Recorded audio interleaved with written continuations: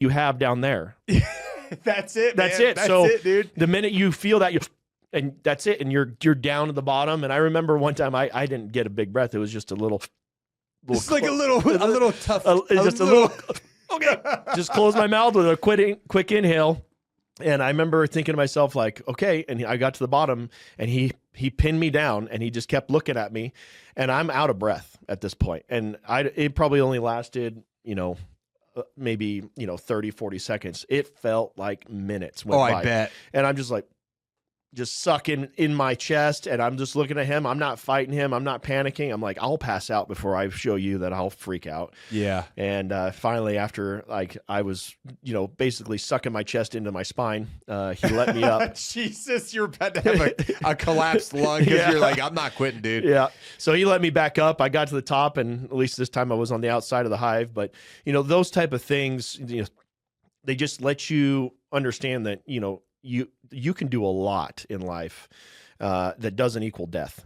Yeah. Even though it might feel like it at the time. Yeah. Well, I think there's a good saying that I've heard on tons of other podcasts, including like Joe Rogan, is like, the worst thing that's ever happened to you is the worst thing that's ever happened to you. It's just it's all about perspective, Yeah. like, or the heart. You could say the same thing could be said about like saying like the hardest thing you've ever done is the hardest thing you've ever done. That doesn't mean that that's the hardest thing that you can ever do. Right. That just means that particular moment, that's the hardest thing that you've ever done. Yeah. And then take solace that it could always get worse.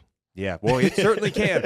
That's for sure, man. There's no doubt about that. But I mean, it sounds like you guys were able to make it through all that that whole process, indoctrination process. Yeah. So I'll give you a quick summary. So the last week before pre-BRC kicked off, we had done a run earlier in the week, which was we would run from Margarita over to Main Side, do 2,000 meter swim, and then we would run back.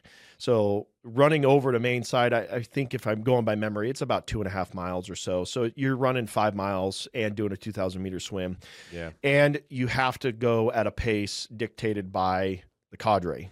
So there's a cadre at the front and there's a cadre at the back, and you don't want the guy in the back to catch you. So there's a pace that you got to maintain.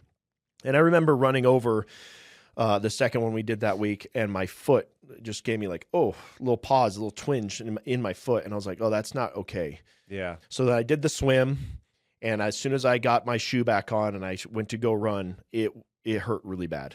Like, you know what you did? So I fractured my foot, a stress fracture. So stress fractures. So it actually broke the bone, but it didn't fracture it like